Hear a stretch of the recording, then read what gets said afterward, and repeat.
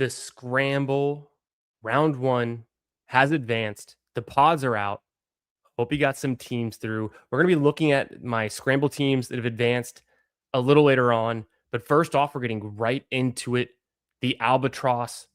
We're going to jump into the birdie hunting model, something that I share with all of my premium YouTube channel members. So become a YouTube channel member today and then reach out to me and I'll give you access to the sheet where I track ADP, official world golf ranking, the trends, the tournament histories, which players are rising in ADP, which ones are falling, who's qualified for what events, and how have they played there in the past.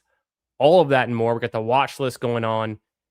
Reach out to me on Twitter at FFBGarage. You can DM me there. You can shoot me an email, fantasyfootballgarage@gmail.com, or you can find me on Discord if we share a server, Chris_the Candyman. Let's get right into it. And then later tonight, we're also going to be previewing Bay Hill. It's the Arnold Palmer Invitational. I got myself a little Arnold Palmer.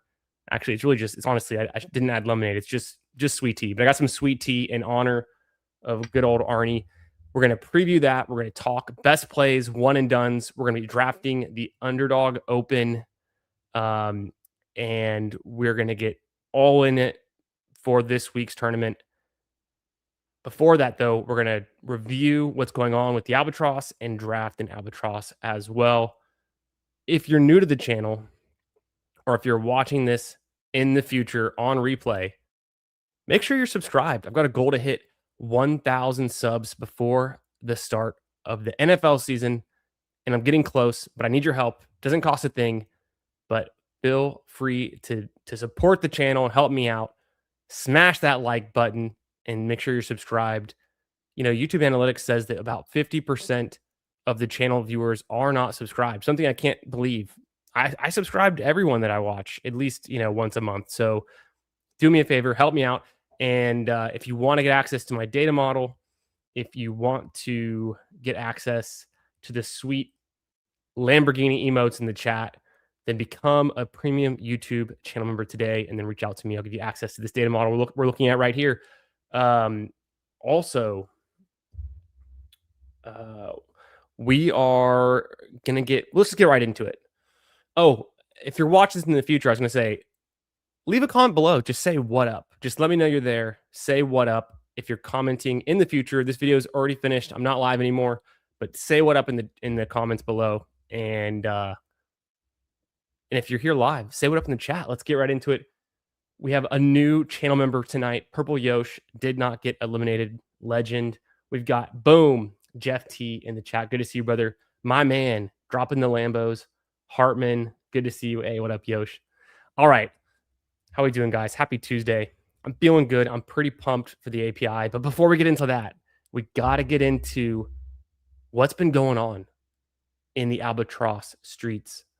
And I think there's no better way to get into it than to just, we're going to filter by who's qualified for how many events. And that just kind of brings it all to light about what we're looking at in the ADP changes. So let's start there. Got to say what up to Jamie. Favorite pick right now in the Albatross. Brother, I got to catch up on my Nico Echevarria shares because I was not drafting him frequently. No one was for the Albatross. One of the biggest risers. So we're going to see that. Make sure you're drafting Nico. He's going to be qualified for the Masters, for the Open, and then he's on track to be qualified, as we'll see shortly, for the PGA in the US Open. So he's going to be in all four events. He's, I want to say, what is he in the world right now? It's boom, Nico. He's number 34 in the world right now. So we're going to be chasing that Nico exposure all the way up. And there's another Nico we're going to talk about too as we get into this tonight. Thanks for being here. Yo, what up, Retail Ripper? How we doing, brother? Hell yeah. Retail's advancing some scrambles. Hey, my man. Who Hames? Good to see you, Hames. Thanks for popping in. Appreciate you, brother. I did pretty good in my scramble advances. I was advancing 40 teams, and then it dropped down to 35 going into the COG. And I thought I was in a good spot, but I lost 2 teams during Saturday and Sunday at the Cognizant. And these withdrawals from guys like Ben Griffin, Jordan Spieth, Patrick Rogers, Adam Scott, the list goes on. But we made it through. So I think I have 33 out of 150 teams. I have 8 out of 15 in the Pat Mayo Classic. So that's pretty sweet because that was a 33% advance rate expected, and I had above a 50% advance rate. And then in the big scramble, I think I have to look. I mean, I've got it right here. I think I have 3 teams. 4. I have 4 big scrambles, 8 Pat Mayo Opens, and 33 scrambles left. So I'm feeling good. I like my odds. And you know what? Getting out of round 1 is a task in its own. So cheers to that. You're still alive. It only takes 1 team, and I hope you drafted some teams with some variability to them that can survive. You don't want to be like too overly concentrated to consistently drafting the same players, because then you're just kind of not in a good spot. You got to have a lot of shots on goal. Very nice. Very nice, Hartman. I love to see that. I'm glad that worked out for you, getting some through at the cog. All right, let's jump into this. So what I'd like to do, we're going to sort this by players who are in all 4 of the majors as of yesterday's official World Golfing Rankings updates. So in my model, if you're using it, you go in here, you select the guys who are 1.3. That's going to be guys who are guaranteed to be in at least 1 and then on track to be qualified for 3. You're going to get the guys who are 2.2s, the guys who are 3.1s, and the guys who are 4.0s. So these are all the golfers who are currently qualified for 4 of the majors. And no surprise, nothing changed right now in the filter. These top ranked golfers. Little ADP change going on. We've seen Colin Morikawa rise since he won at Pebble Beach. Love him. Matt Fitzpatrick's been pretty hot. He's a guy I love to draft. He's been rising up continually. So if they're highlighted in orange, they've been rising consistently over the last 3 weeks. If they're in the blue highlight, they've been falling. So Victor's been falling, but has he fallen that much? I mean, pick 11, 12, 13, 14, nothing crazy. He's just getting passed up by guys like Goddard, Morikawa, and Fitzpatrick, who had a little bit more success out the gates in the California and the Florida swing, at least the start of the Florida swing. We just got into it. No one's really played there yet, but more to come. Nothing crazy going on here. Patrick Reed continues to rise. I've been talking about him literally all draft season. One of my favorite picks, one of my highest exposures. Patrick Reed, get in on him. JJ Spawn continues to fall. That's been something. We've been tracking that. We've been avoiding JJ Spawn. Where's he land? We don't know. He's, still, I think, a decent selection, but he keeps falling. Jeff T, we're definitely going to get into this guy. You already know, brother. You're already on the inside. So I know you with your magical Kenya Open tracking, and we'll get right into that. A little sneak preview right there for Jeff T in the chat. So really, Bridgman, the biggest gainer coming off of the Genesis, right, and his win there. So he jumps. Bridgman's a player I'm over 30% exposed to. We've been getting a ton of Bridgman. He already was on track to be qualified for 4 events, but now he's guaranteed to be in all 4, and he's a top 20 player in the world. That's what this shows right here. So he goes from top 50 in the world, just about borderline top 50, to top 20 in the world. Hell yeah, Jacob Bridgman, come on down. Chase that ADP up. Keep drafting Jacob Bridgman. The guy can strike it. Jake Knapp, similar thing, but he's not guaranteed for all of them. He's in at the Masters based on his OWGR, and then he's tentatively qualified to be in all of the other events, but he's playing like a top 20 golfer in the world right now. We all know it because we see him in these underdog dailies, the weekly Underdog Open. We've seen Knapp going in the first round whenever he's in the field, so that makes sense. Keegan Bradley falls. I think he's still a good pick in this format. Gerard, a great pick. Day's been cooling off since, really since Palm Desert, since we were out there for the American Express. What else? At the bottom of this list, guys like Pearson Cootie is still qualified for all 4 events. I think he's still a good pick. Kurt Kitayama's been rising, played well. Ryan Fox gaining some steam just a little bit. Brian Harman's been one of the biggest fallers this draft season in the Albatross. I've got a lot of Brian Harman. I think he's a great player for the finals, for the Open. He's won the Open, so I'm leaning into just continuing to get Brian Harman at ADP. Sung J M is going to make his first appearance. And also, I think I skipped right past him, but Justin Thomas is now ADP 26. He's been around that the whole draft season. He is going to make his debut this week at the Arnold Palmer. Cheers to JT. Looking good. Hopefully, he's out there just striping the ball. And then on that same injury-related note, Sung J M comes back from his wrist injury that he sustained doing apparently his compulsory military training for South Korea. So, I mean, poor guy had to go do some training, busted up his wrist, and hopefully he can be back on the course this week looking good. So I am starting to draft Sung J M as well, where I was kind of fearfully avoiding him, and we didn't know his timeline before that. Højgaard, like I said, he's 50th in the world right now. He's a risk to miss out on the Masters if he doesn't stay top 50, but he's top 50 right now, so he's looking like he could be in all 4 events. Marco Pinge is also in all 4 events. We like him. Novak, Rasmus Nørgaard Peterson, Samuel Stevens, Christopher Wrighton.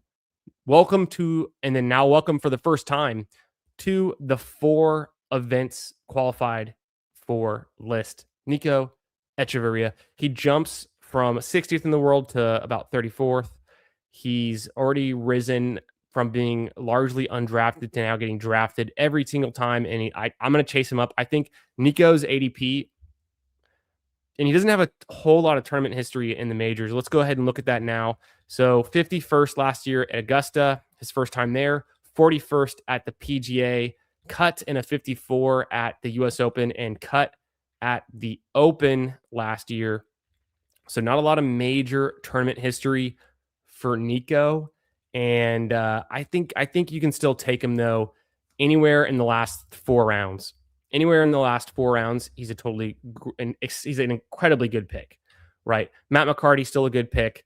Michael Brennan, Sami Valimaki, he's been falling off a little bit. He's not been playing great, and he could continue to fall. So I've put the brakes on drafting Sammy. The guy at the bottom of this list, Casey Jarvis. We got to talk about Casey Jarvis a little bit. If you don't know, now you know. Let me put you on to Casey Jarvis. Jeff T already knows, of course.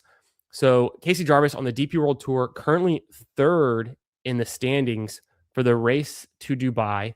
He's won back-to-back on the DP World Tour. He won at the Magical Kenya Open, and then a couple weeks ago, and then he just won at the Investec South African Open Championship.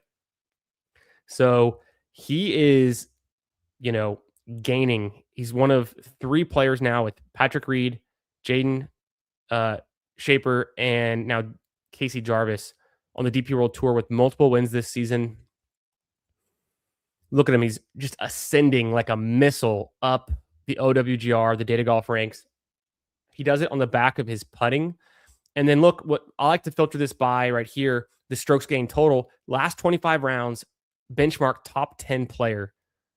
He's approaching the blue line. So that's something we look for, players who we think can win on the PGA Tour and, can be competitive in a strong field. So Casey right now, a guy we like, back-to-back wins, gaining strokes, almost, averaging like 2.5 plus strokes on the field over his last 2 events. This is looking good. So Casey Jarvis, a name to remember. And look, he has his first official ADP, has not been drafted. The Albatross is only really 33% filled. So he's not been drafted a single time for a third of the tournament. I mean, don't snipe me, bro, but I'm drafting Casey Jarvis in every single draft with my last round pick until further notice. Okay, so those are the players who are in 4 events. Let's clear the filter. And let's go for players who are in 3 events. So guys who are going to be a 0.3, risky. The 1.2s can be fine, but kind of risky. The 2.1s, pretty good. And the 3.0s. So it's a short list. The list gets a lot shorter as we start to go down.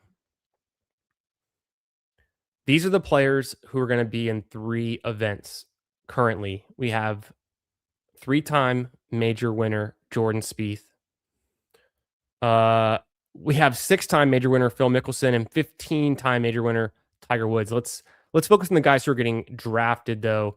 On the watch list for the garage, Birdie Hunting, watch list sheet. I can pop over to the watch list. This is behind the scenes stuff for the members only, but I'll bring it over to your eyes. We track all this good stuff. I've got a list of my watch list guys. We'll scroll down. We had Sullivan in here. Oh, there he is right there. Or actually Sadier. We had Sadier in here. I think I actually pulled him out because Adrian Sadier, the Frenchman, he's still qualified for 3 events, but he's kind of been, backtracking a little bit. Okay, besides the point, we're drafting Jordan Spieth because maybe it's just time for Jordan to get it done. He's not qualified for the US Open, the last major he needs to win and get his career Grand Slam. Hao Tong Lee, I've been hammering him a lot, but starting to cool off a bit. He did have a 4th place finish at the Open last year, so he does play well in links across the pond, the links courses. So we like Hao Tong Lee. Michael Kim, I'm not drafting him right now. Max Grazerman, I will throw in. I think he's still good. John Kiefer, I'll throw him in, but I'm slowing down a bit. He, qualified for 3 events. He's been fine. Rookie on the tour. Tom McKibben, a live guy, qualified for the Masters and the Open. So if you need a last round pick, you want to change it up, mix up your exposures, get a guy who's definitely going to be in the Masters and the Open and could get in the PGA. Tom McKibben, there's worse names out there than the North Irishman. Jaden Trey Shaper, we talked about him. He's only qualified for 3 events, and that's kind of the list. So now let's get into a larger list of guys who are only qualified for 2 events. The O2s are very risky. That means they're guaranteed to be in 0, but they are currently on track to qualify for 2. The 1.1s and the 2.0s. This is our list of guys qualified for 2 events. So their names in blue, highlight in the Birdie Hunting model. These are risky guys. Michael Thorbjornsen, he's fallen out of the top 50 with getting cut at the Genesis. So he was previously qualified for 4 events. Now he's down to 2 because he's no longer qualified for the Masters or the Open. I still like Michael Thorbjornsen. Shout out to the YouTube commenters. We had a YouTube comment this week about, hey, why are you drafting Michael Thorbjornsen in your draft last week? Well, a lot of things changed. Last week he hadn't really fallen out of the top 50 yet. He was qualified for more events, but you still, there's still picks on the board here that are going in the last rounds that you want some upside to, you want some exposure to. You could make an excuse for drafting Max Homa. I don't think I'm there yet, but he does have some majors history. Ryu has Satsune, I think is a interesting pick, but he's kind of been not so dominant lately after pretty much after what was that? The Waste Management. So Aldrich Potgieter, I'm interested in. He's starting to rise up. He's qualified right now for 2 events. It's the Masters and the Open. And let's see, can Potgieter get into the other events? No, Potgieter's currently qualified for, I misspoke, the Masters and the PGA. He's not qualified for the Open or the US Open. He's got to rise up in the OWGR to get there. But I've drafted him a couple times. I think he's a fun pick going late. Dustbin Johnson. See you later, Dustbin. No, not drafting him. And then we have guys who are kind of interesting, like Jackson Koiven, Billy Horschel, And then from there, it's kind of slim pickings. You have a guy like John Perry, Davis Riley, Jordan Smith, David Puig, and Laurie Cantor is kind of interesting. He's a guy we talked about in the beginning of this year and a lot last year too. Elvis Smiley. So there are some scroll down picks, but I'm not going to, these are guys you want to draft a little bit of, but not a whole lot. And we're not even going to focus on the guys who are only qualified for 1 event. But the one that stands out to me that is still getting drafted that we have to talk about is Niemann. Niemann is still getting drafted in 100% of drafts, and he's only qualified for the PGA, which is the event with the largest field and then most people are going to get into. So his value in the Albatross is effectively just the most negative EV pick on the board. Let someone else draft him.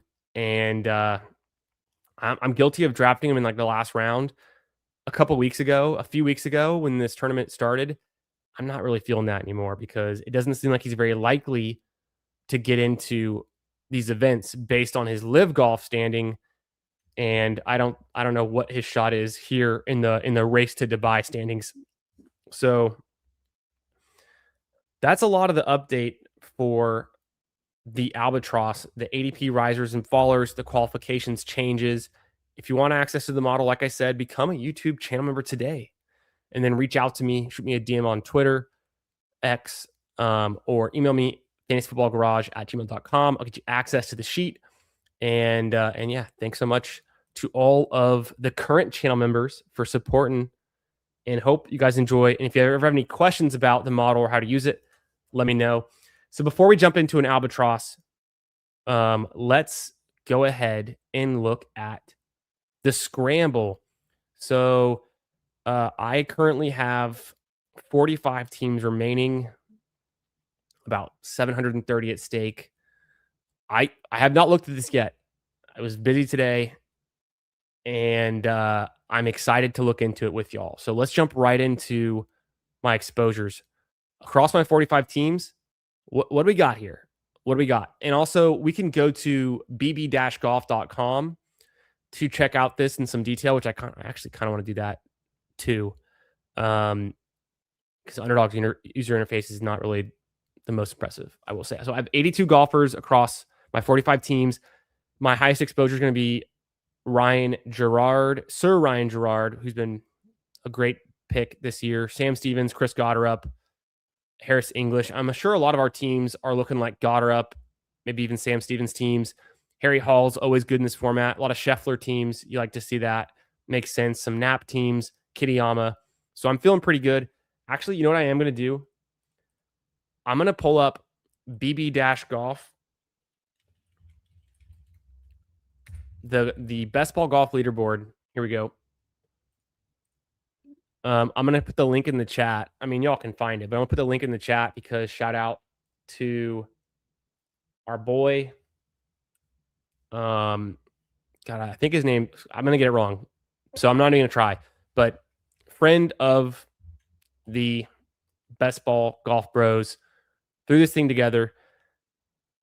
Let's search for, let's go to, what would be exposures, golf advance rate, tournaments. We could do exposures first. Candyman, that's me.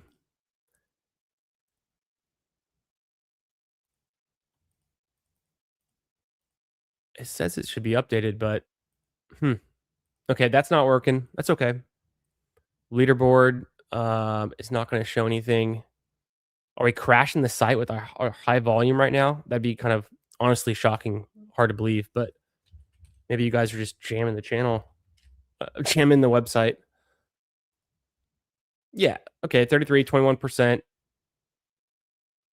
154, I don't know what that means because you can only 150 max, but something interesting there. Let's go back to exposures. I want to see if that works. Maybe the site was having an issue for a half second. Okay, I'm not crazy. It's just, I don't think the exposures are set up yet, or maybe it's taken a while to queue up. Totally fine. We looked at this a week and a half ago.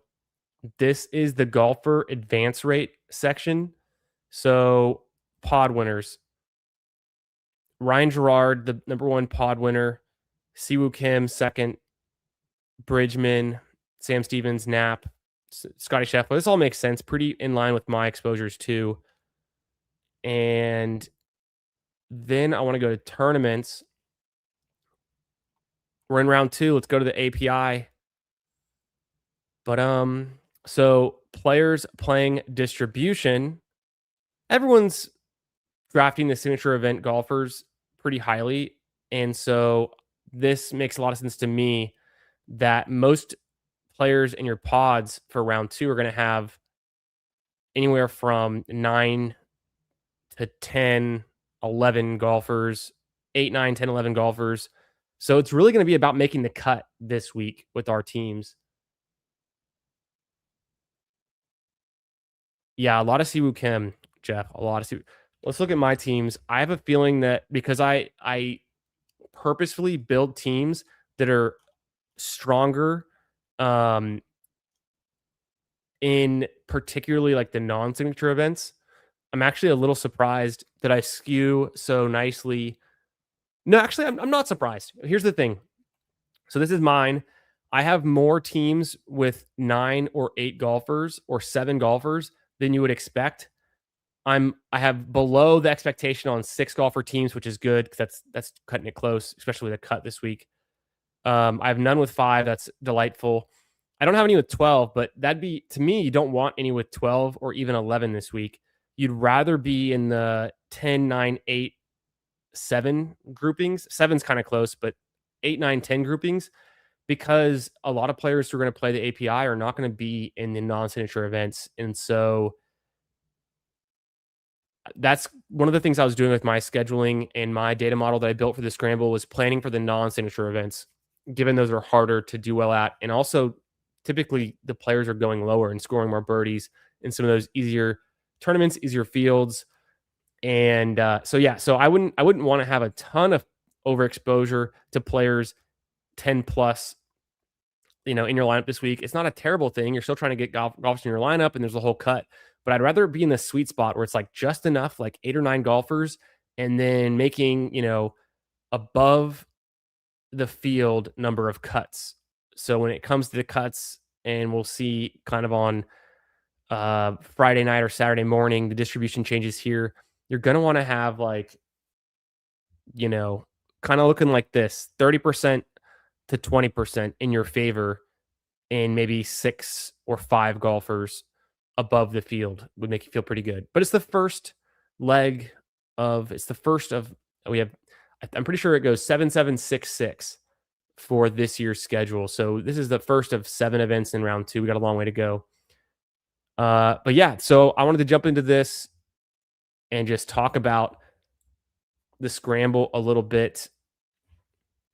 Let's jump back to some questions from the chat. We talked about our late picks right now in the Albatross. It's got to be Casey Jarvis and Nico Echeverria for sure. And then, yeah, everyone's advancing a fair amount of teams. I love to hear that. Hell yeah. Yeah, Jeff says, Siwoo Kim tanks in round 2. I'm live to advance all my teams. Every pod I'm in has 67% Siwoo Kim. Jeff, you and me both, we're both kind of fading Siwoo. I was a slight fade on Siwoo, which seems regrettable, but it could work in our favor in this instance where everyone else has him. So did you have any scramble exposures that surprised you? Let's see. Because I haven't even looked at my exposures in too much depth yet. I mean, these are all guys I drafted a bunch of. I don't know why I have so much Eric Cole. That seems a little bit surprising. Same thing with Max Homa. A little bit surprised I have a lot of him. I'm surprised this much Rico made it through, considering how bad he's been playing. Essentially, most of my CU teams kind of got through that were built strong. I have a bunch of Griot, which is kind of funny. And then after that, I had a bunch of Nico. Looks like some made it through. A bunch of Spieth. Nothing crazy. Some Adam Schenk teams making it through. All right, let's jump into my active drafts because I'm in an Albatross and I'm 5 picks away. Let's pull this bad boy up.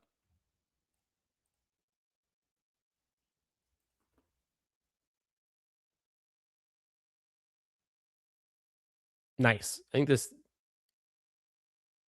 this can work. I think this is a good size. Okay.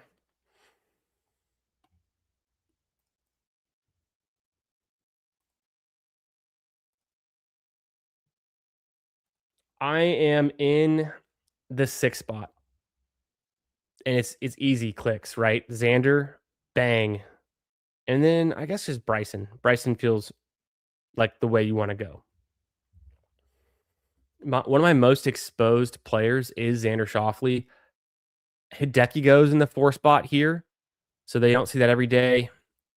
I do want to get some more Fleetwood exposure and kind of balance it out, but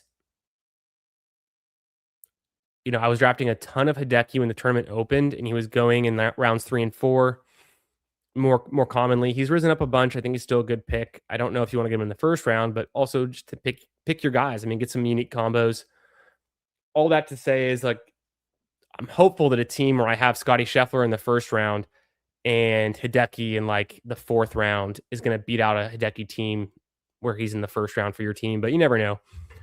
Koepka going at 12, not thrilled about that. Koepka's been a big faller. I've stopped drafting him largely over like the last couple weeks. I think he's fine to have some exposure to, but he's been a big faller in ADP. You can usually get him in like round 5 in some of these rooms. Hartman, did you have any exposures that really surprised you?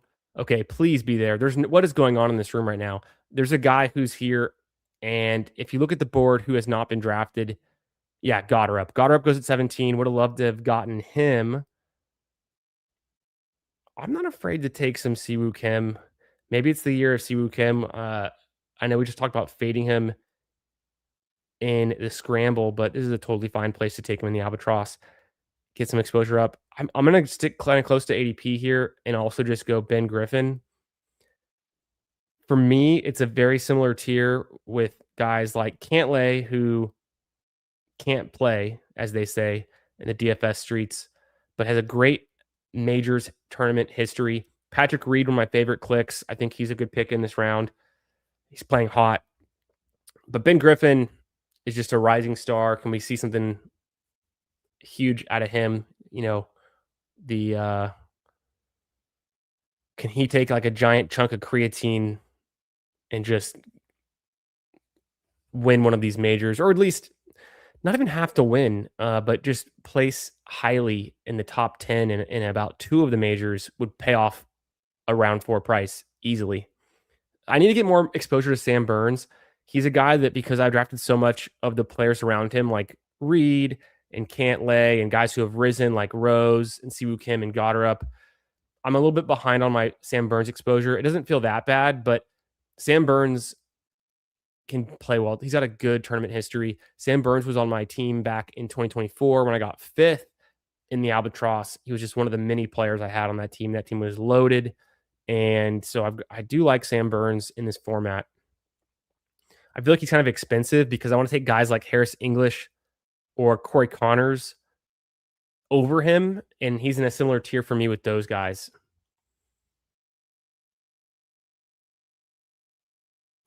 Yeah, Ludwig.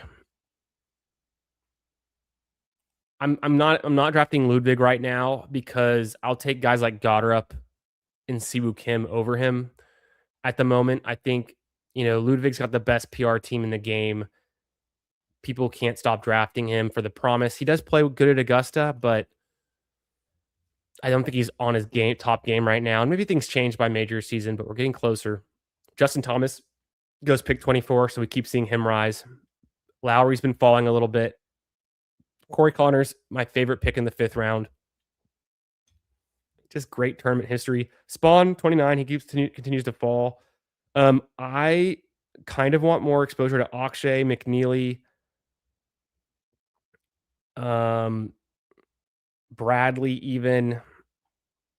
I don't have a lot of exposure to these guys. Let me just take some of the risers, though. I am going to go Akshay, and then Bridgman, McNeely, Minwoo, Knapp, Bradley. I'll take some Bridgman. Let's get even more Bridgman.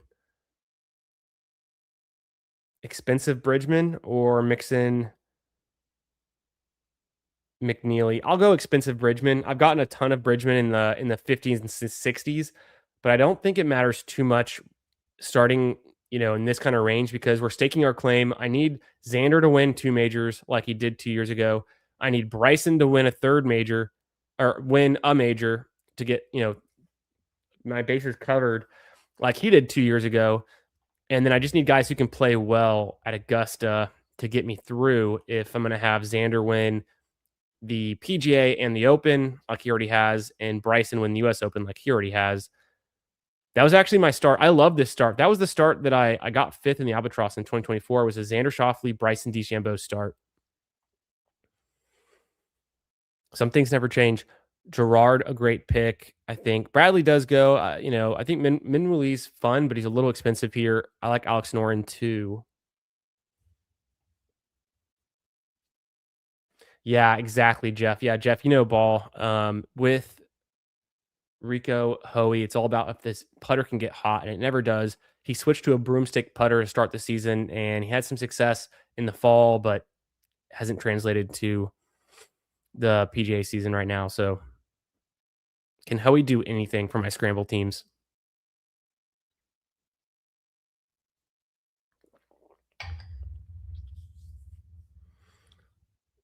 Your Spieth went way up. Interesting. Interesting, Hartman. All right, let's see. Coming back around, we're halfway through the draft. This is where I love to be. Crunch time. Everyone's making bad picks. Well, not yet, but they're about to start making bad picks. We can make some good picks. This is where we differentiate our teams. Spieth going at 40, smash in the 7th round. Knapp, smash. Spieth, like all these picks. So here, I could do some Harry Hall.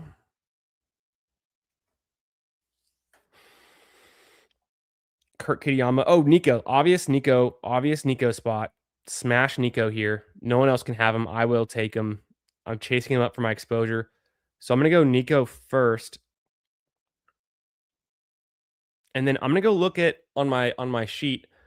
Let's go look at where's Rasmus. I don't recall looking and seeing where I had Rasmus and what was up with him. I got 10 seconds to do it. Can I pull it off? ADP 44. Rasmus Højgaard 3.1. He's in everything right now. No, I'm going to go Hall. I'm going to let it hit Harry Hall. Harry Hall's been falling. There's a cheap price to get him. Mix him in on some teams. He's still qualified for most everything. Rasmus. So this was ADP as of I pulled it today. I thought I pulled it today. Did I pull it yesterday? No, I pulled ADP today, and it showed Rasmus as a 41.3, but I'm seeing Rasmus in the app. No, 41.3. I was actually looking at the wrong player. I guess I was looking at Kitayama on my phone here. Okay, let's go back. But Rasmus, yeah, there's some promise there. I don't know. I got to get more Rasmus Højgaard if he's going to be qualified for all these events. Been skeptical. Nikolai, we just talked about this. Let's go back. So I take Echeverria, Hall. Then it goes Rasmus Højgaard, Pearson Coody, Kitayama, Fox, Sung JM. Nice. He's going to be rising. People anticipating him playing. Where's Nikolai Højgaard? Here he is. Like we just said, he's on the cusp of not making the Masters, which is sketchy. So I'm not going to be hammering Nikolai at this price based on that alone. He is still available.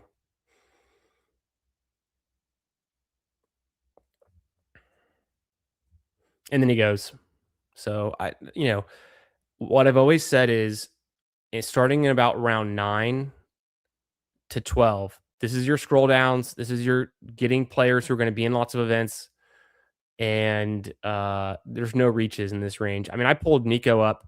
His ADP right now is still in the 60s, but he's going to be in the 40s before we know it, just like we saw with Knapp, Bridgman, everyone else. So I just got to get my Nico exposure up. A guy I drafted a ton of in the scramble, and so far I don't have a lot of them in the Albatross. Next up for me, I'm going to go like a Brian Harman, Aaron Rye, Marco Pinge. Yeah, Harman goes. That's fine. I have so much Harman. Aaron Rye. I lost. There he is. Yeah, I'm still feeling pretty decent about Aaron Rye and Marco Penge.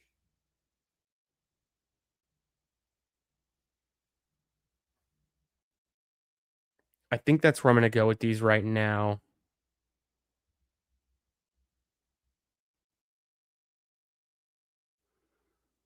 And that's what I do. Aaron Rye, Marco Penge. So far, I've only drafted players who are qualified for all 4 of the events or on track to be. And I have 2 spots left. Do I want to get different with some of this exposure? I talked about wanting to draft Casey Jarvis. I keep on wanting to say Paul Casey. Paul Casey Jarvis. Casey Jarvis, I will draft him in this draft because, like we talked about, and we'll go pull him up again. Casey Jarvis. This is his data golf page. He's 3rd on the DP World Tour. He's top 80 in the world. He's going to get into. He's already in the Masters. He's already in the Open. He's on track for the PGA based on his OWGR, and that can change. He's on track for the US Open based on top player in the 2026 Race to Dubai standings, not otherwise exempt. And we still have like 2 months plus to figure that out. So is it a risky pick? Yes. But this is not a Scotty Scheffler team. And I want my exposure to get a little bit different.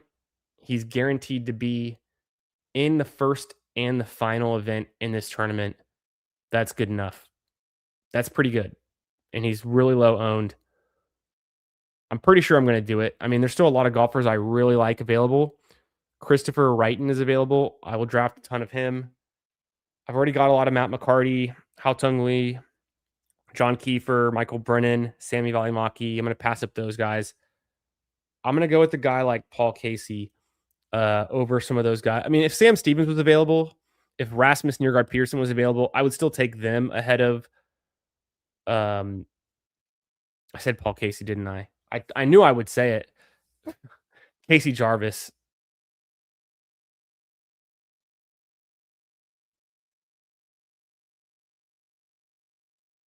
Yeah, I'm still drafting Spieth, and he's going too cheap, and he's still a guy.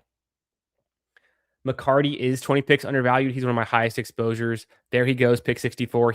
I agree. What's the difference between Matt McCarty and Pearson Cootie? Maybe driving distance. I'm in a good spot though. I'm gonna go Christopher Wrighton and Casey Jarvis. My last 2 picks. For whatever reason, if Wrighton goes, I can also take. Yeah, Neiman goes. Like we said, worst pick on the board. Snap pick. Wrighton and Jarvis. Anytime you can draft a guy with no profile picture, you simply must do it. Just to kind of tout your team if you're going to post it to X, or if you just want everyone to know that you know ball. Last year, it was Laurie Cantor that I was drafting in the last round, who was a DP World Tour riser, Laurie Cantor. And he might still be on the radar this year. I don't think I've drafted him quite yet in an Albatross. I maybe have done it once. But could Casey Jarvis be a guy in the finals, finishing top 5 at the Open this year? Wow. Return a ton of value as a late round pick. Wouldn't that be something? I mean, you can see it. Just you got to tell yourself the story. I got a lot of Euros. So South Africa, Jarvis, Wrighton, Penge, Rye, Hall, all Euros. Also got a lot of USA star power. Potentially the best Korean golfer on the tour right now. Currently, I don't think that's a stretch to say. This is a solid team, just a mix of ball strikers. We got some power hitters up top. Batia, some iron players, Bridgman, some solid putters, and a guy like Harry Hall. I like this team a lot. This feels good. It's a fun one. And then I always like to see what people are doing in the last rounds. And so Figala, not a great pick. Fowler, not a great pick. They're not qualified for a bunch of events. They're getting drafted on their name and brand, and we're so familiar with them. Lee's a good pick. He finally gets a profile picture. McCarty's a great pick. Neiman, worst pick. Thorbjornsen, risky, but there's some upside, so I don't mind it. He gets a profile picture finally. Berger's pretty risky. Kim is just not Michael Kim's not been playing great. His Satsune we talked about. There's some upside. I don't hate that at all. It's not a bad last round pick, but he's only qualified for 2 events right now. And then John Kiefer, can he surprise to the upside? Yeah, exactly. Exactly. I know what you guys are saying. Seeing flashes. Yeah, Ryan Pinger, pretty interesting. Yeah, more shots on goal, just late round picks, pulling guys up, filling out your exposures. I took Nico here at 42. Could I have gotten him at 54? Probably like a 80% chance. But for whatever reason, if anyone else in this draft was watching golf 2 days ago and oh yeah, Nico, and they search for his name or scroll down and they're not just drafting off their phone off ADP because he wouldn't pop into your queue until like the 11th or 12th round, and you can probably still get him there. But what's the point? I mean, get him in the 7th round. I don't think there's any harm in that.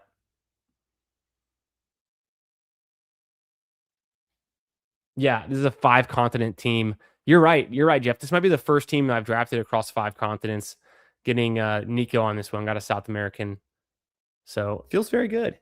Feels very solid. All right, let's get into a little prep. We've talked the scramble, we've done the Albatross. Let's get into some prep for the API. And I think what I want to do, let me see how far I can zoom in on this. We're gonna look through some course history here. Oh, nice. Oh, perfect. Now this is much better. So left to right, 2016. Oh my God. I mean, why are we looking back 10 years? But then 2025 is on the far right. We're going to scroll through the field and see who's playing together on Thursday morning and also see their recent history and who's popping, right? So we're jumping into the Arnold Palmer. We're going to draft an Underdog Open soon. We're also going to drop by the Rick Rungood data model. We're going to pop over there and see what 10,000 simulations of the Arnold Palmer Invitational tells us in terms of percent chance to make the cut and win this event. So if you're still here, if you're watching, make sure you've already slapped that like button. Do me a favor, and or you can leave me a comment. You can throw it in the chat now. If you're watching this later, leave me a comment. Who are we drafting for the Arnold Palmer? Who do we like? Who are you putting in your DFS lineups? Who are you putting in your one and dones? And yeah, who do we like this week? We want some bombers this week. Are you gonna go risky in a one and done and start like a Nikolai Højgaard, or are you gonna go more conservative? Maybe throw in a Henley or a Hideki if you haven't used them already. It's a signature event. It's the 3rd signature event of the year, so there's a nice purse here. How are we gonna win this in our one and dones? Who are we drafting in the 1st and 2nd rounds? Consistently for the Underdog Open, who's the best pick, and for your DFS lineups, who's that scroll down, that low dollar, low owned scroll down you like? Let me know either in the chat or the comment, and let's jump right into the API as I sip on my sweet tea. I don't have any lemonade. I don't have any lemonade. I couldn't make a true Arnold Palmer, but we're pretty close. Satsune in the Underdog Open. Yeah, we like Hisatsune. Big fan. And if he's going partially undrafted, I think that's a fun shout. That's a fun name. I think the field size, if I'm not mistaken, is it 90 golfers? We'll go over we'll figure it out somewhere. We can figure it out. I usually see the number by now, but maybe I haven't been on golf, or I haven't been on PGAtour.com today, I guess. 30% Nico, says Retail Ripper. Nice.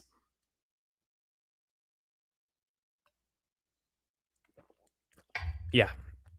Why not? Just chase the hot hand. Okay. I'm only going to call out guys that stand out to me as either having won this thing, a good tournament history, or I think a fun pairing. So let's just kind of scroll past a few of these names. Nothing here I love so far.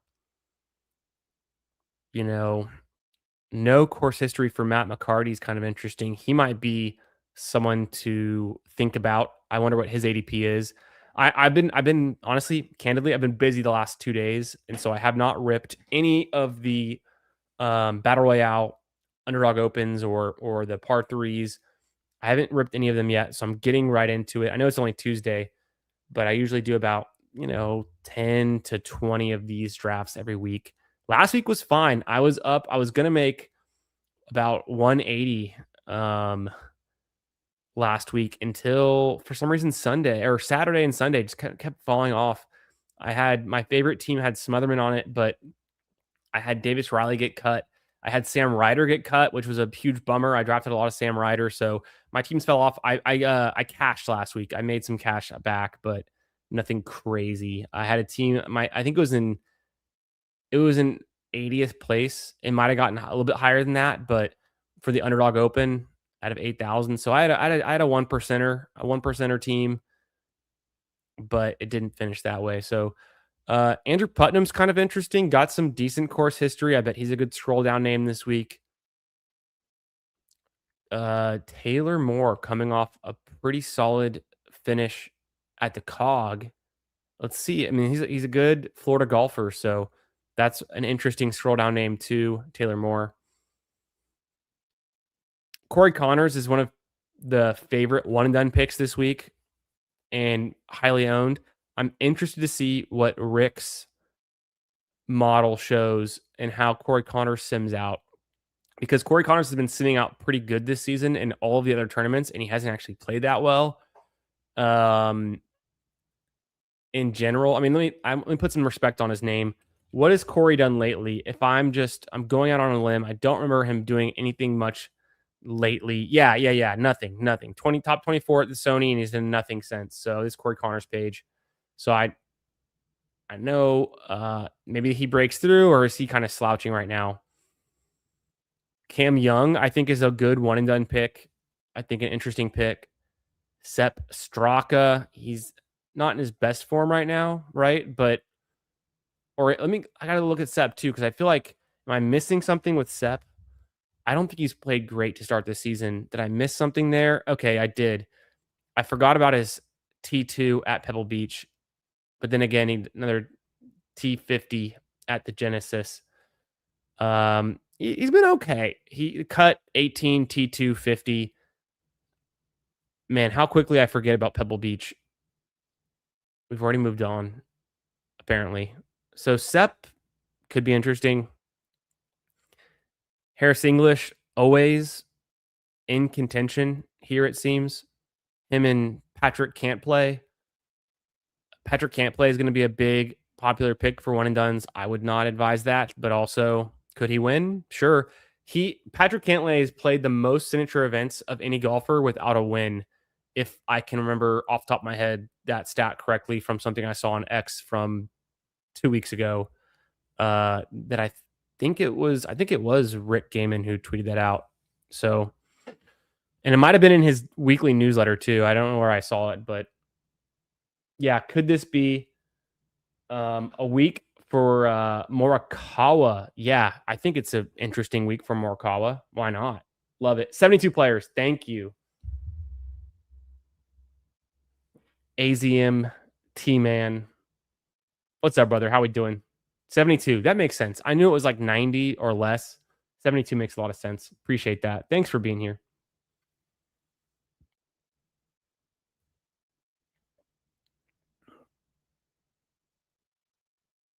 Yeah. Okay, Jeff. That's some good research. There's probably a golfer who's like not in a scramble who's in the field. A lot of Fitz talk. Yeah, I have seen some Fitz talk. I've seen some Fitz talk. I think we'll get to him. I don't think we've passed his name yet. There's been some Fitz talk. This is true. In some of the discords, the PGA discords that I'm in, we're talking one and dones right now. Everyone's kind of setting up their lineups too. No, this is true. I'm fracturing the best. Yeah, you're right. I'm fracturing the best ball community, Jeff. You already know. Why not Akshay this week? Not a lot of course history. Why not Akshay? I'm very curious to see what Rick's model says about Akshay. Morikawa, good shout from AZ in the chat. Justin Rose, I mean, the guy. He gets cut here a bunch, but also plays well here, and he's hot lately. So Xander can win at any given notice. Shane Lowry coming off last week and is falling apart on holes 16, 17, and 18 at the Cog. I don't know, man. Scotty Scheffler has won this thing twice in the last 4 years. He's paired up with Russell Henley, who won it, defending champion last season. Of course, Scheffler the 101. Henley probably on this course, potentially the 102 in these drafts, I would assume, if not 103. And can you use Henley for your one and done? Yeah, sure. I would not use Scotty for my one and dones this week. I don't think anyone who is thinking about it would in depth. I saw someone use Scotty at Pebble in a one and done. That was interesting. Actually, I saw someone use Scotty at, where was it? Wasn't it the where was it? Where did I see Scotty get used? I'm having a forgetful moment. Yeah, just the American Express. It was just the American Express because I saw someone popping in a one and done, and I had realized they had gotten a Gotterup correct win and a Scheffler correct win. But I was like, well, I mean, that's great because now you're up and ahead in the one and done. But why would you use your Scotty Scheffler in a non-signature event that early in the season? Seemed kind of outrageous to me. Yeah, Decky wearing yellow, you know he will be on Sunday.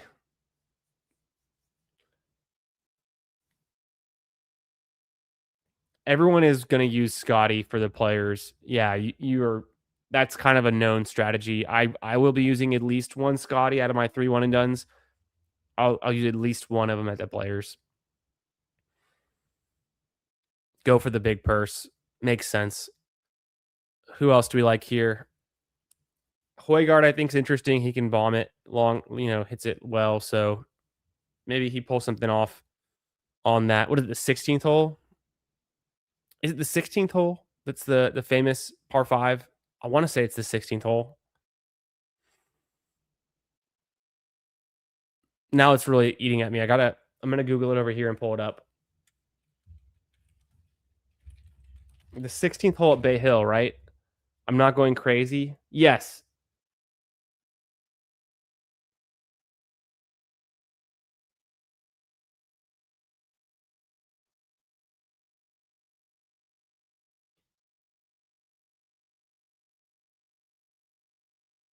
Wait, am I going crazy? I thought I just saw it.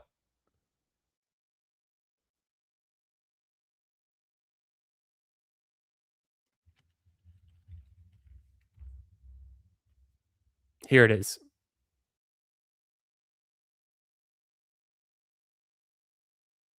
It's the 6th hole?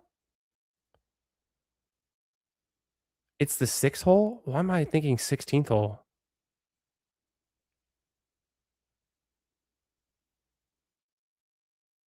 Am I crazy?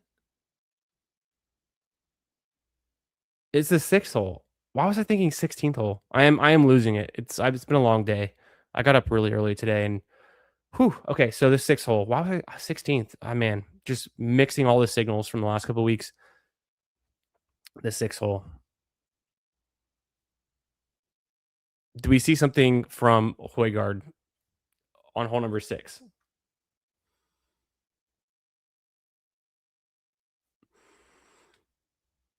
Sassonet, no course history, but he's a good scroll down. Siwoo Kim doesn't play very well here. Jason Day won this thing 10 years ago. Plays decently here. Okay, noted for maybe a mid late round pick. I think is where he'd probably be going in the Underdog Open. Kurt Kitayama is an incredible pick here. I think he's already won this thing. We all know that he won it. That was already 3 years ago. Wow, already 3, right in between the years that Scotty won it. Cootie's pretty interesting too here. Cootie's interesting. Spieth, you like to see it. Matt Fitzpatrick, just a ton of course history, like you guys were saying in the chat.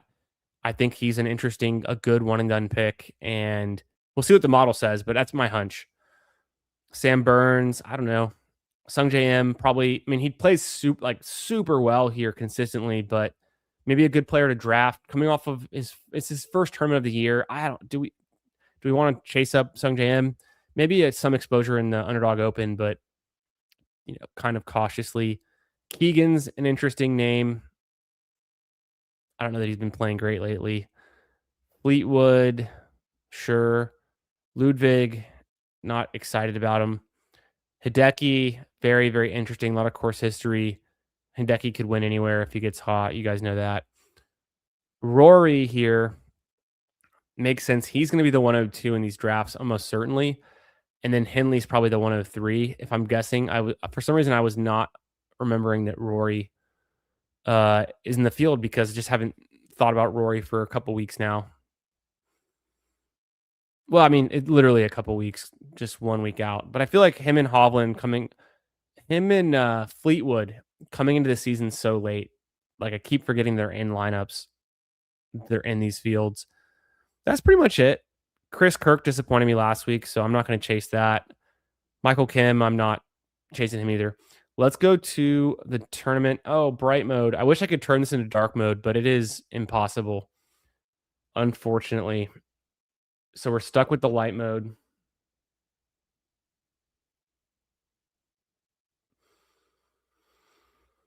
To see Shane and Salt Betchevaria on Sunday to watch Shane give up another trophy would be epic. Yeah, that would be. Honestly, that'd be. We like Shane. We all like Shane. Can Potgieter hit the Bryson shot? I think he can. Somebody was saying Potgieter's lost like 30 pounds, but maybe he's still ripping it with his club head speed. Maybe he can. Yeah, that's true, Jeff, too. I mean, that was like the shot heard around the world. You know what I'm saying? Okay, go into the Rick Run Good data model. We've done 10,000 simulations of the Arnold Palmer. And wouldn't you know it, Scotty Scheffler wins it 2,154 times. Can you believe it? I mean, this guy is unbelievable. Rory is only going to win it about almost 500 times, but then Russell Henley also winning it close to 500 times. Xander at the tops. McNeely's been modeling out really well in the Sims. I think there's a signal to that because Echeverria has been modeling out very well in the Sims and obviously gets it done last week with the win. So I feel like I've been seeing McNeely consistently at the top of the Sims for a lot of these tournaments this year that he's been in. Can he get it done? Can McNeely prove why the Sims love him so much? I think yes. So I'm going to go hard on McNeely this week in the Underdog Opens. And then other guys with a high percent chance to win with a bit of a lower salary. Sepp Straka. Forgive me, Sepp. I forgot you got T2 at Pebble Beach. I'm back in. JJ Spawn has been simming out pretty well too. He continues to fall and get cheaper and cheaper every week. So in your DFS lineups, throw in some JJ Spawn if you're not timid and afraid to risk it for the biscuit. Jason Day, maybe. Sam Burns, okay. Keegan, now we're starting to see all the same guys we see Simwell every week up here. Keegan, Burns, Hideki, a little bit lower than I would have expected, honestly. Looks like Hideki is priced up very high for his expected result. Corey Connors, maybe it's caught up to him. He was simming pretty well a couple weeks back, but nothing impressive here. He's still getting nearly a 2% chance to win this event, though. Well, I want to say, I know we reviewed it on stream. We can go back and find it, but I want to say Echeverria last week simmed out at, it would have been around somewhere between 1.5 and 2% chance to win last week. So that's kind of a sweet spot range for maybe an underrated golfer to come up and win. I think if you have a less than 1% chance, it's a total long shot.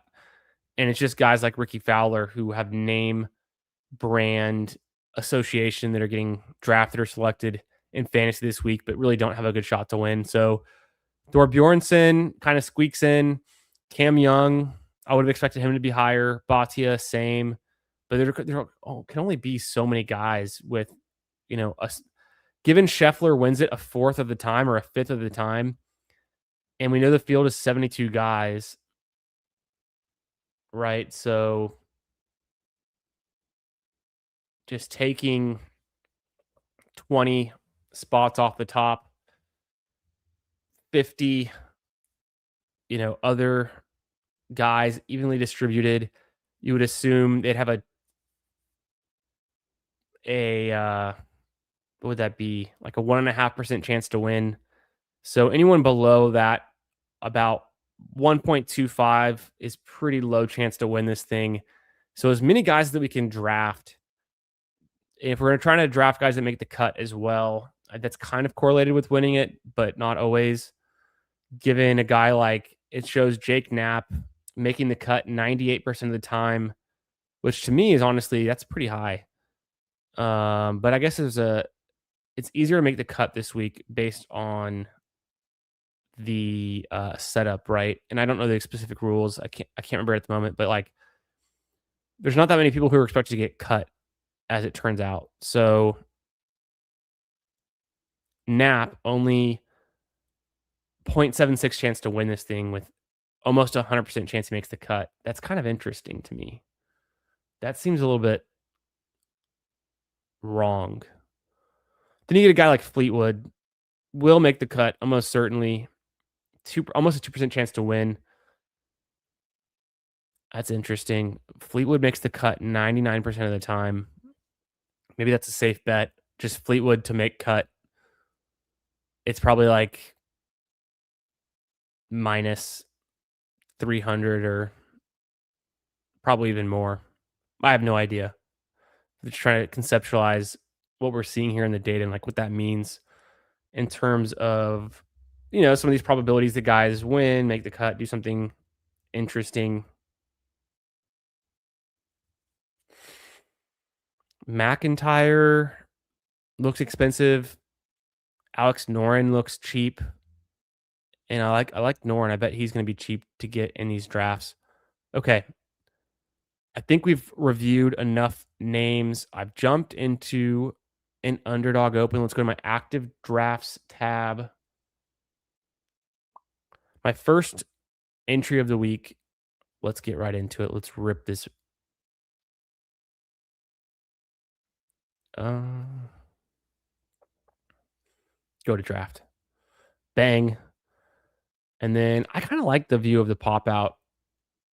Actually, I'll flip back and forth because I do want to show you guys the ADP because I'm not even familiar with the ADP in the Albatross. I've memorized the ADP at this point. We know what it is. So it's not as interesting to show the ADP there. Hey, I'm in the 6th spot again. What are the odds? But I do want to show you guys the ADP here where it's something that's going to be in flux and changing and rapidly evolving and also give us some insights. So I'll kind of show you all the board here and we'll see the ADPs. I think this is a good view. Like Shane this week. It says retail. Yeah, how many times does Daniel Bennett win? God. Okay, I go Xander and then Henley easily. And we'll go back to the model. Xander and Henley. Yeah, and McNeely easily. Did McNeely go already? No. More Colin Fitzpatrick getting pulled up. That's interesting. I want to see where McNeely goes. Oh my God. Maverick McNeely's 31.5. And I had the audacity to ask if he got drafted in the top 5 picks. I'm really out of it this week with what's going on with ADP apparently because that blows me away. McNeely simming like one of the best odds to win this thing, and he's going in the last round. So can I get McNeely with my 30th pick, I might push it. I don't know how crazy people get here. I mean, typically what I see is like you draft like 3 players, maybe 4 off of ADP or around it and try to scoop some value, but you better be scrolling with your last 2, if not 3 picks. So I should be down here.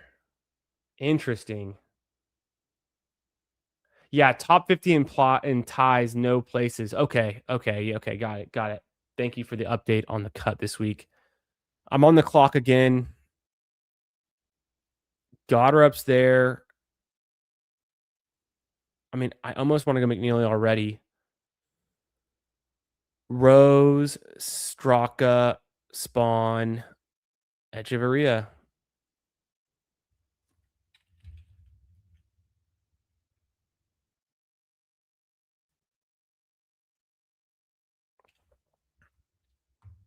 I'll go Rose first. Sep is also there.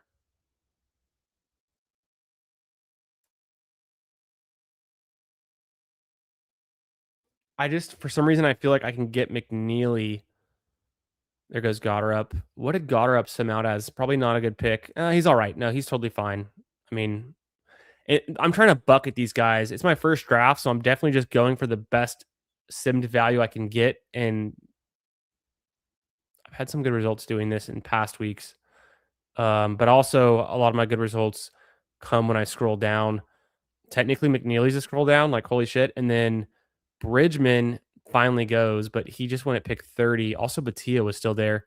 Adam Scott. I don't know if I can scroll down in this draft. There's just it's such a strong field, and there's so many good golfers still available. Where was Adam Scott? Adam Scott's a totally fine pick. I am going to take. I'm gonna go with the highest simming scoring team, percent chance to win. I'm going McNeely here, and then if Spawn or Day or Echeverria is available, I think I just go there. Yeah, JJ Spawn's going undrafted.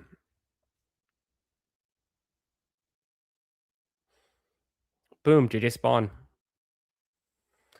And people have been hating on JJ Spawn. He's been falling a bunch, hasn't been playing so incredibly lately. Let me zoom out. He's still averaging out, right at the line of a top 10 golfer. He's still top 10 in the world, number 9 in the world. I want to say, he's had a slow start to the year, but I want to say last year in 2025, he started to get hot around this time too. He did have a T3 at the Sony, and then he came in second at the COG, 31st at the API, second at the Players. We all remember that, losing to Rory. So I feel like this part of the season is where Spawn was getting hot last year. Maybe he's just a guy that's going underrated right now. So I couldn't help myself. I didn't have any real scroll downs on this team yet, but it's my first draft. So I'm just getting my exposures in, getting used to it. I did get McNeely at pick 30, which feels pretty sick. My team in the first Underdog Open of the week: Shoffley, Henley, Rose, Straka, McNeely, and Spawn. And honestly, I have a extremely strong lineup. Everyone kind of does. These teams all look really good. The field is just so strong. It makes all the teams look good. Maybe I'm biased too because I'm used to drafting for the COG last week, and those were some rough lineups. Some real scroll downs there. Okay, let's jump into another one. You guys can jump in with me if you want. I'm going to do another Underdog Open. Let's get into it. Oh, it's snap filled. Sorry about that. I think people were waiting to enter it. It's 9,000 this week. It was 8,000 last week. It's 9,000 people this week. So the Underdog Open, and it's 8,000 to first. Oh, interesting. Wow. Only 8,000 to first. Maybe there's some flatter payout then. I'm not sure. It was 8,000 to first last week for eighth play, or for with 8,000 people, and now it's 9,000. I'm kind of confused on the math there. I also want to do some par threes. I like the putting green too.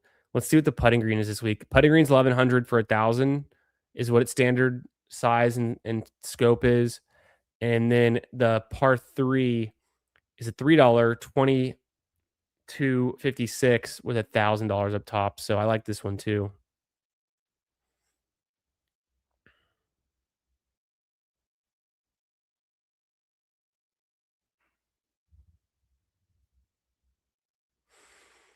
But I entered another Underdog Open, the $10, the big grand prize. Whoops. Let's go to the draft.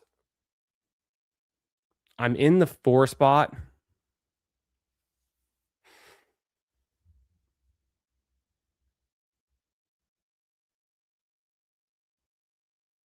Nikolai at 10 seems insane. Is that where he went in the last draft? I mean, I'm gonna have a ton of Xander this week, I guess. I can't help myself. Without building, I mean, I can honestly, it's not a bad base build of a team. I'm gonna draft a few of these things, so I don't mind just being a little bit overexposed to the players that I want that the sim tells me. Um, Nikolai Højgaard, I'm looking here. I know it's bright mode. Where Nikolai Højgaard models out as one of the worst picks chance to win this thing, though. Only a 0.38% chance. So that's like nothing. So I don't know. There's some dissonance, some of what's going on with these ADPs, hot players on the tour, the strength of the field. There's some differences here. I'll just keep it like this. This is plenty. Okay, Scheffler, Rory, Fleetwood. I go Shoffley, Fitzpatrick, Morikawa, Matsuyama, Siwoo Kim, and then I go Henley. So I am going to scroll a bit this time. I can't just take the exact same team, but also I might draft a very similar team. At least I have like a similar base build. I was surprised to see that, Purple Yosh. I was surprised to see Højgaard not simming out well because it's kind of counterintuitive what everyone's saying. Yeah, the ADP does not matter in these things. I don't think so either. In these weeklies, they didn't have time to adjust. It's a small tournament. Well, it's still a large field, but it's a lot of guys drafting off of ranks or auto drafting it. So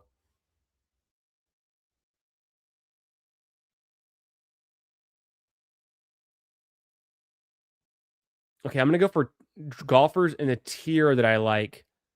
I could do Day, Echeverria, Burns, Bradley.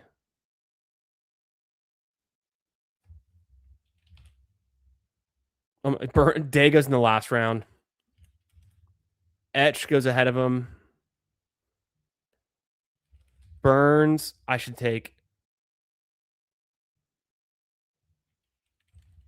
And Bradley goes in the last round. I mean, I can't get away from McNeely. I'm trying to think of these guys in a tier. Tiered golfers with a really good chance to win. Rose, Spawn, Straka, English, Scott.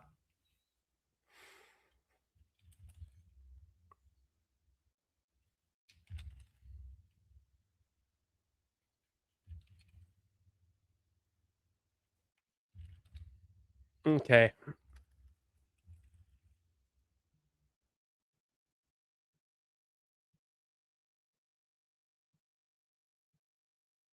Let's go Adam Scott. So I go Xander, Henley, Burns, Scott.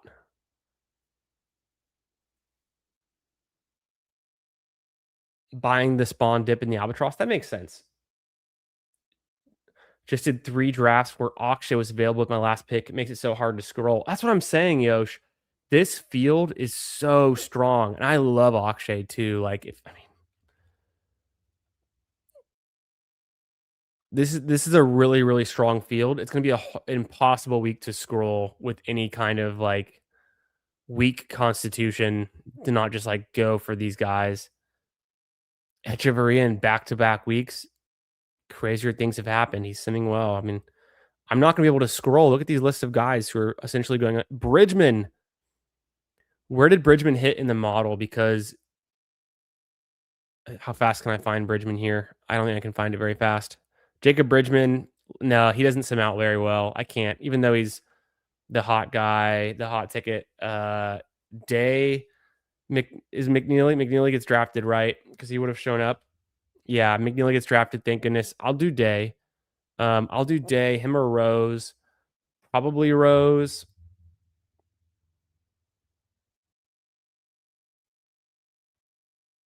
Yeah, I went Rose. I couldn't help myself. For some reason, with Jason Day, even we saw him having like a decent course history here.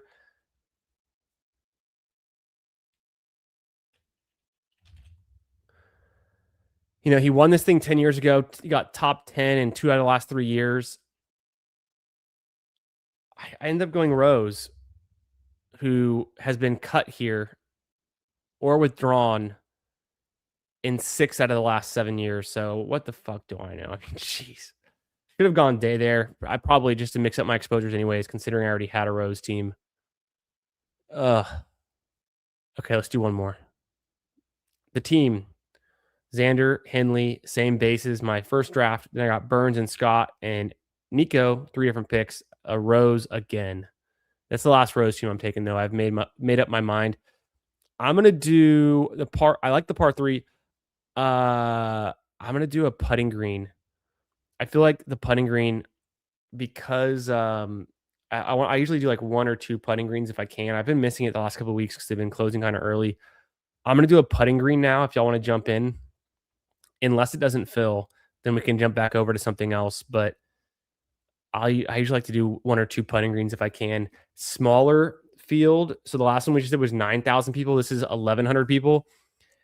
I think you can win this thing with a lineup that is potentially like just a top 100 lineup in the Underdog Open could like ship this thing. So it is fun to mix it up because if you're drafting some strong teams and you get 50th in the Underdog Open for whatever that is, like I don't even know. Oh, you might as well get first, second, or third in this thing and take home 3 times the amount or 4 or 5 times the amount. And it's half the entry fee. So just we'll see. Waiting on 2. I don't know if we can fill it. Sometimes these things don't fill, but it honestly though it was really close to already filled. It's 89% filled already. This one is I think this one's like the first one to open in the week 2, the putting green. So this generally does fill the fastest.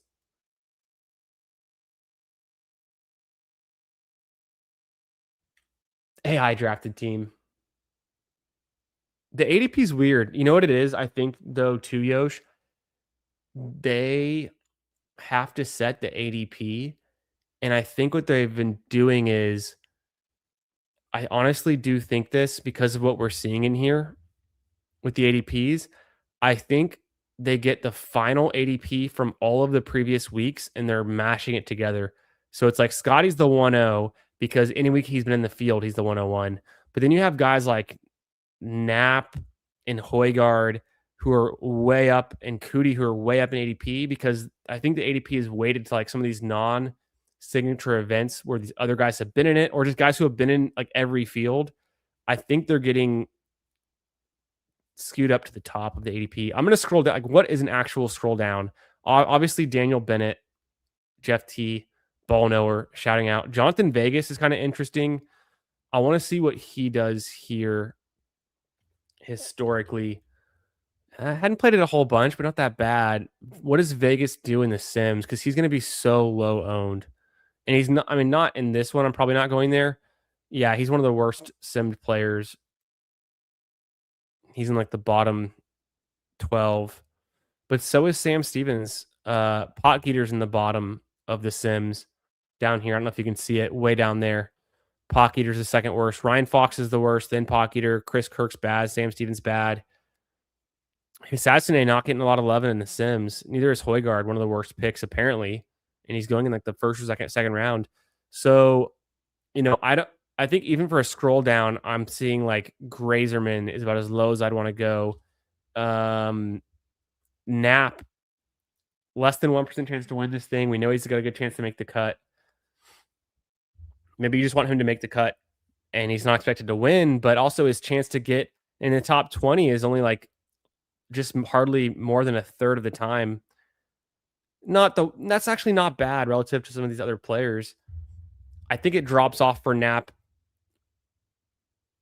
on his chance to win it because his top 5 and top 10% are actually kind of respectable. Interesting. Okay, waiting on 2 more for this putting green. At the same time, what I'm gonna do is I'm going to jump into a $3 par 3, and whichever one fills first will draft. We'll potentially back out of the okay, well, this one's waiting on 4, so this is not a good sign. This one usually fills pretty quickly too, though. 62% filled. Just no one drafting right now. I guess it's almost midnight on the East Coast. I'm Central Time Zone, so I'm doing all right. I'm getting a little bit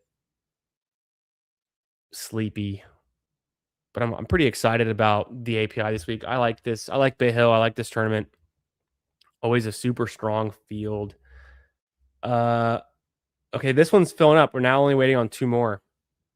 So we'll see. They're both 4 out of 6 filled for a putting green for a par 3.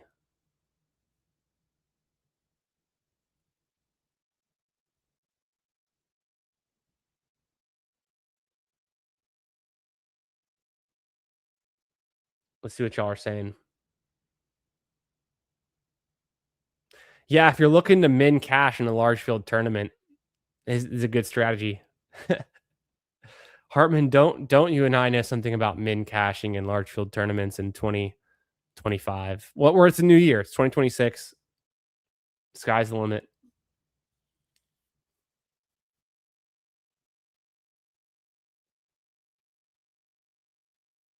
This is true. This is very true.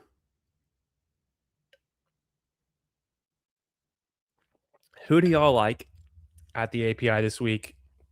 Okay, the putting green is 5 out of 6. The par 3 is only 4 out of 6. So it looks like we're getting close here on the putting green. Maybe we can fill that one.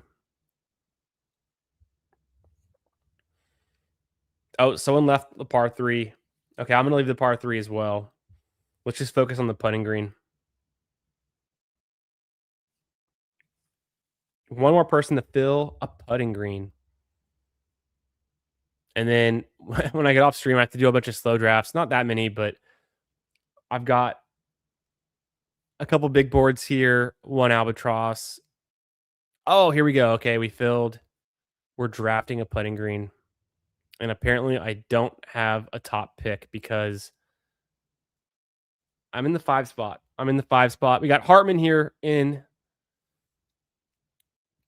the 101. Scotty Scheffler. Okay, GG's. Hartman's gonna win this room. Gonna win this tournament. We have no shot now.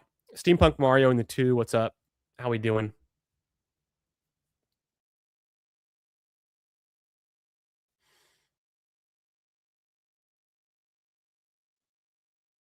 Yeah. At least Dan Ryu are scrolls. What's up, Cobra? How we doing?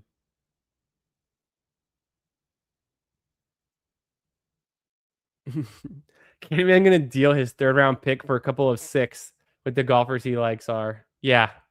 100%. 100%. I'm ready to scroll down and deal.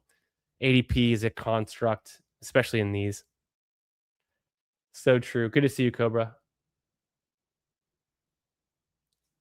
Who knows the trick. Just draft a golfer with hats that are wearing hats in their profile picture. But if they're not wearing a hat, you might want some exposure to the no hat wearers as well.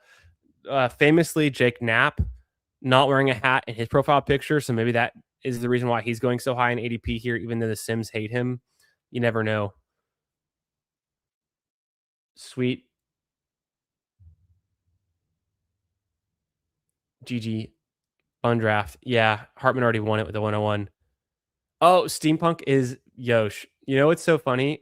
I knew that because I knew the name looked familiar, but for whatever reason, uh, I was expecting to see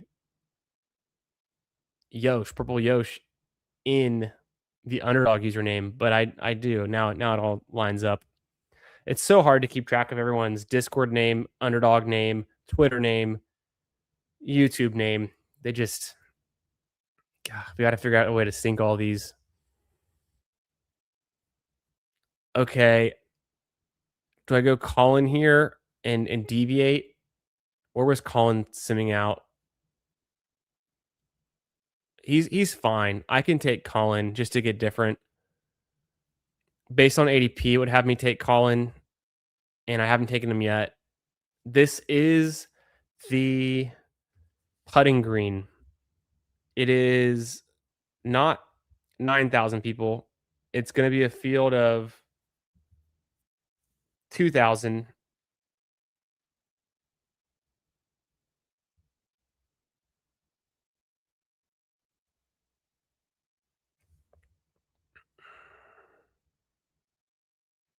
For $1,000 up top, $5 entry. Is that now I'm confusing all the tournaments. I was just looking at this. Yeah, $1,000 up top, 2,000 people, $5 entry.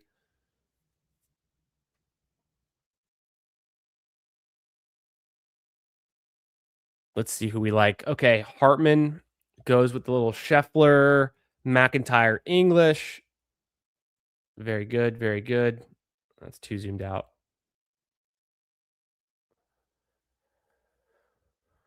Yosh with the McElroy, Goddard, Cam Young. God, all these teams look just so good. That's the problem with these signature events. It's like every team is just a banger.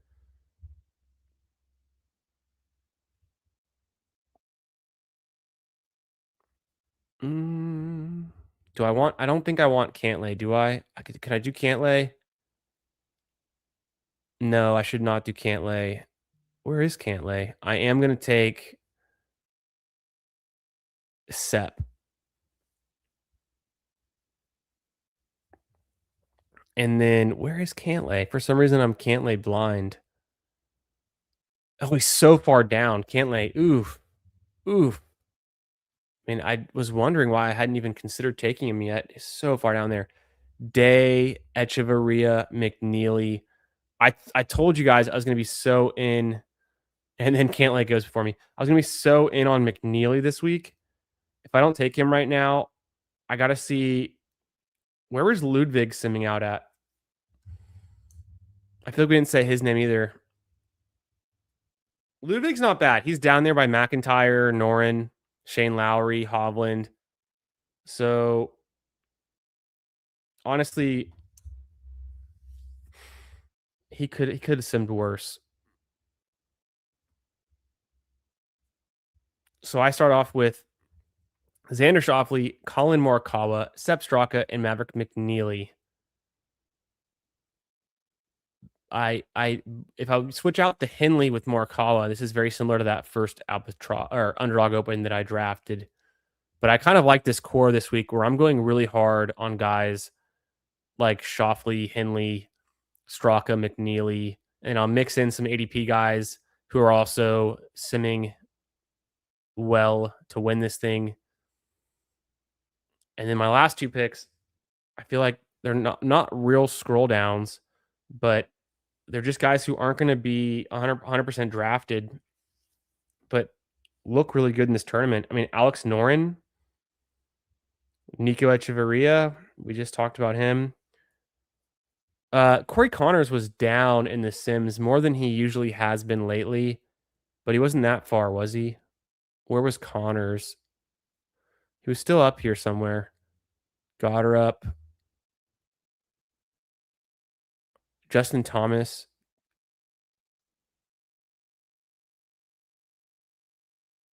Oh, there's Connors. Yeah. Connors is still a strong pick. Noren, Connors. Okay, Day goes. I think I will go Connors. I do want to have some Connors this week.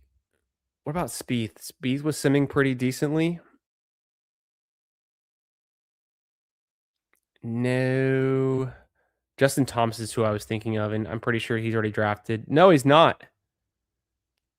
Justin Thomas on his first tournament back. Do we have faith? Do we want to go Justin Thomas? I kind of do. Let's have some faith. Let's go JT here. Boom. Justin Thomas, welcome back to the winner circle. I mean, is he going to win this thing? Most likely, definitely not. But I wonder if the Sims don't account for his injury very well, which is what I'm thinking. So it's probably my only Justin Thomas team. 92% chance to make the cut. You would think it would be lower given an injury input, but his salary this week's super low. So if there's going to be a time where he exceeds expectation, this is likely it. Ben Griffin going in the last round of anything is crazy. Where was he showing up here? Ben Griffin showing up below Berger. Did I miss his name? Berger's there at the like sub 1% chance to win. No, there's Ben Griffin just above it. Ben Griffin's draftable, but that does make sense. I guess it lines up with what I'm thinking. Interesting that a guy like Keegan Bradley is twice as likely to win this thing as Ben Griffin in the Sims, but you know, strong field, a lot of good picks. The team: Shoffley, Morikawa, Sepp Straka, Mav McNeely, Corey Connors, the one, the only JT Justin Thomas back. Yosh goes Scott Day. So he's got some Aussies on his squad. He gets Oberg at 23, Cam Young, Goddard, McElroy. Hartman goes Scheffler, McIntyre, English, Rose, Hovland, Noren. All of these teams, very good. It's going to be a hard week to win this thing. I think it was easier to do well last week at the COG, where the field is huge. You can scroll down. You can try to lean into some players and also just draft a lot of different teams. I'm gonna have to make some stands this week. I've kind of already done that. I've drafted Shoffley in every one of my 3 drafts to start. I've been taking McNeely and Straka at a rapid, pace. So I think I'm gonna have to take some stands this week on these because the field is so strong. Just go in one or two directions and then some variations to fill it out. I'm going to go hard on Connors. I forgot that I wanted to go hard on Connors this week. And when we looked at Connors' course history, he was a guy that popped, if I can spell his name. So Corey Connors, in each of the last 5 years, he's had a top 25. 2 out of the last 5, a top 5, third and third, including last season. And yeah, he's not playing particularly well right now, which is probably sensible that people are slightly fading him. He's not been putting very well, and can he bounce back a little bit? Corey Connors. Oh, sorry. This is Corey Connors. You guys knew who I was talking about.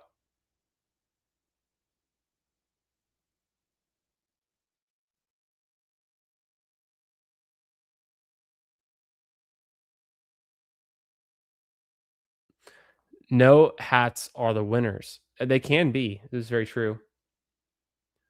We've done this research in the past. It's been a few weeks, but we went pretty deep on the hat, no hat analysis. This is also true. Some names come to mind. I mean, there's visor guys like Cashmere Keith Mitchell always wearing the visor.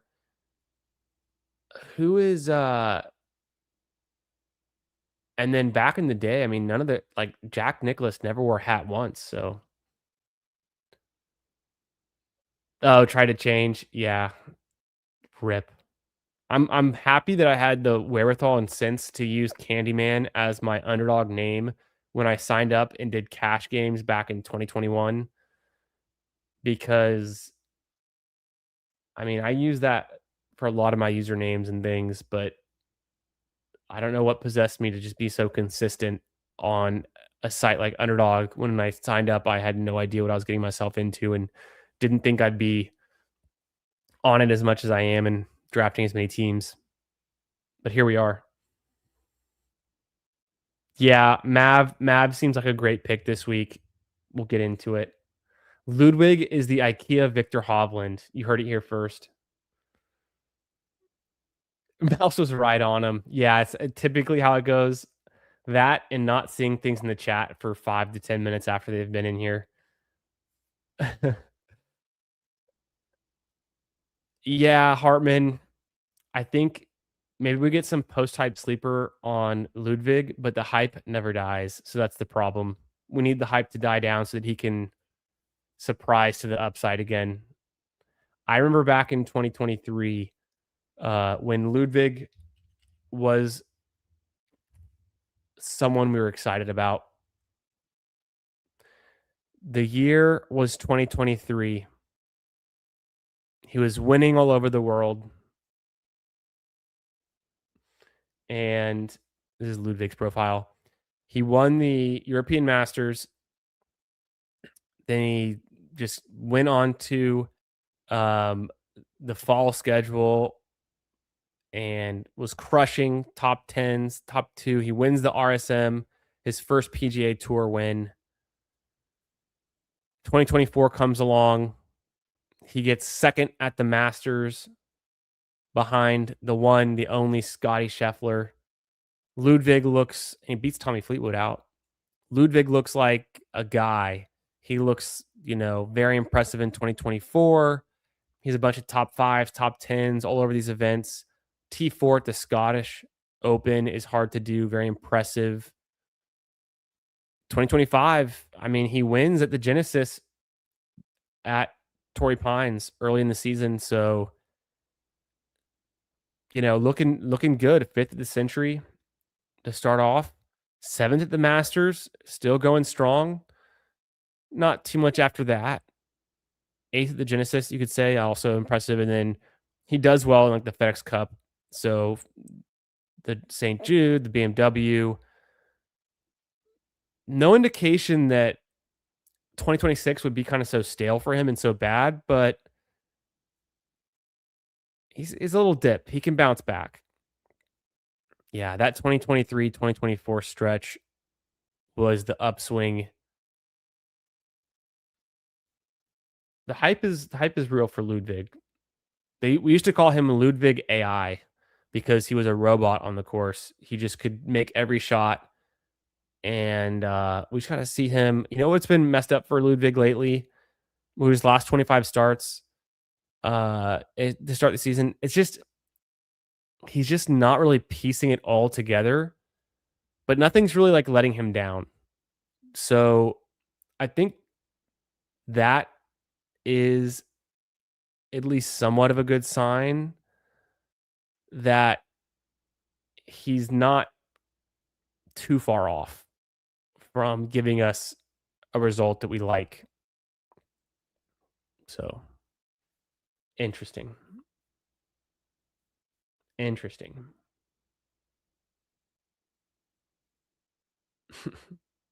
Yo, Anthony, what's up, brother? Good to see you. Best ball on call. My man, is this a week where someone that has no clue about it, me, could just point and click and be okay? I think yes.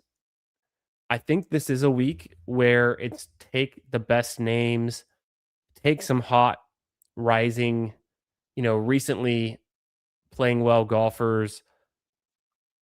I think this is it's a very easy, low barrier to entry week. It's going to be hard to win this tournament because everyone's lineup looks so good. I'll be scrolling when I draft tomorrow on my phone, when on my person, like going for walks and stuff, and like when I'm hanging out off stream. I'll be scrolling a little bit more. I still have to figure out who some of those late scrolls are, but yeah, it's the API at Bay Hill. It's here. Thanks for being here tonight. Make sure you smash that like button if you haven't already. Be back this Thursday. I'm going to be drafting with the one, the only Adam from Nice and Blunt. So I'm going to be hosting him on Thursday here on the channel. Friday, I'm going to be doing a stream for a big board draft. So Thursday here with Adam from Nice and Blunt. We're doing a big board draft or two. Who knows? Maybe 3. And then Friday, I'm going to be doing one big board here on my channel and then popping over for the late night shift with Off the Schneid. So Cody and I are going to be drafting on his channel Friday night, and it's going to be a good time. A lot of fun stuff. Thanks for being here. Make sure you hit the like. Make sure you're subbed. I'll catch y'all in another one real soon. Good luck in round 2 of the Scramble, and good luck this week at the API. Peace out.